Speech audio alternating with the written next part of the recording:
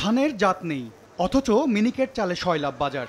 মূলত মোটা চাল ছাঁটাই ও পলিশ করে মিনিকেট নামে বাজারজাত করা হচ্ছে। ৮৫ টাকা কেজি দরে এই চাল কিনে ঠকছেন ভোক্তা। এই অবস্থায় মিনিকেট নামে চাল বাজারজাত করা প্রতারণার শামিল উল্লেখ করে তা সরবরাহ বন্ধে কয়েক দফা উদ্যোগ নেয় সরকার, যদিও কাজের কাজ কিছুই হয়নি। এমন প্রেক্ষাপটে মিনিকেট চাল নিয়ে আবারও নতুন সিদ্ধান্তের কথা জানালো ভোক্তা অধিকার সংরক্ষণ অধিদপ্তর। আগামী ১৫ দিনের মধ্যে একটা ব্যবস্থা নেওয়া, যেটা সংশোধনমূলক ব্যবস্থা, সেটা হলো প্রধানত আমি বলবো যে এই ধরনের অনুযায়ী যেটা নীতিমালার সাথে বাধ্যত, আপনাদের কথা অনুযায়ী বাধ্যত সাংঘর্ষিক মনে হচ্ছে। আপনারা হ্যান্সফোর্ড ফ্রম টুডে আর এই নামে কোনো বস্তা বাজারজাত করবেন না।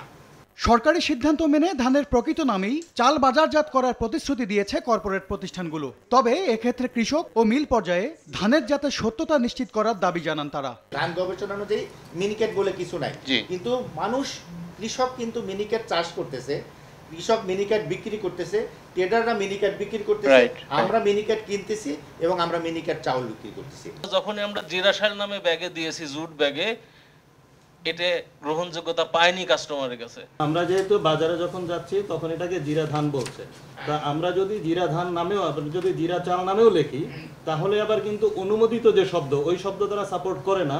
এমন দাবির মুখে প্রতিটি জেলায় ডিসিদেরকে অননুমোদিত চাল সরবরাহ ঠেকাতে কঠোর হওয়ার নির্দেশনা দেওয়া হবে বলে জানান ভোক্তার ডিজি। এম এস আরিফিন, সময় সংবাদ, ঢাকা।